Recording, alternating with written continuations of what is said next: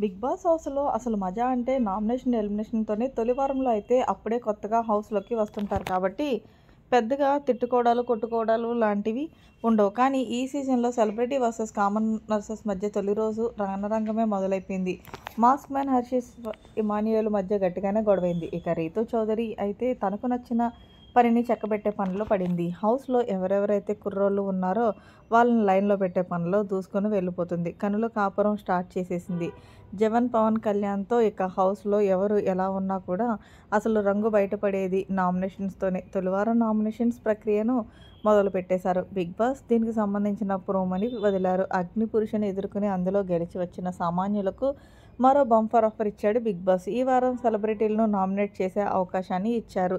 సామాన్యులంతా కలిసి ఎవరిని నామినేట్ చేయాలనుకుంటున్నారో చర్చించి చెప్పమని బిగ్ బాస్ చెప్పారు. మీతో అందరూ కలిసి ఏకాభిప్రాయంతో సంజనా గల్గాని పేరు చెప్పారు. మీరు తీసుకునే నిర్ణయాల వల్ల మాకు గొడవలొస్తున్నాయి. మిస్‌అండర్‌స్టాండింగ్ అవుతుందని తన వాదన వినిపించారు. మరి మీరు అబద్ధాలు ఆడుతున్నారు, బ్యాక్ బిచ్చింగ్ చేస్తున్నారని అన్నాడు. అతని వాదనను డిమాండ్ చేసుకున్న సంజన నా వల్లే ఇబ్బందవుతుందని మీలో ఒక్కరైనా చెప్పారా? కనీసం వాటర్ తాగాలన్నా నా పర్మిషన్ కావాలా అన్నట్టుగా బిహేవ్ చేస్తున్నారని అడిగింది. దాంతో ప్రియా శెట్టి అవును మీరు ఖచ్చితంగా బ్యాక్ బిచ్చింగ్ చేస్తున్నారు. అది హౌస్‌లో ఉన్న వాళ్ళందరికీ తెలుసని చెప్పింది. ఏం మాట్లాడుతున్నావు అని సంజన అంటే బ్యాక్ బిచ్చింగ్ చేస్తున్నావు అని అందరూ అంటున్నారు అంటూ గొడవ పడింది ప్రియా శెట్టి. ఆ తర్వాత సంజన వర్సెస్ ఆశా సైనిల మధ్య మాటల యుద్ధం పెరిగి పర్సనల్ టాక్ వరకు వెళ్ళింది.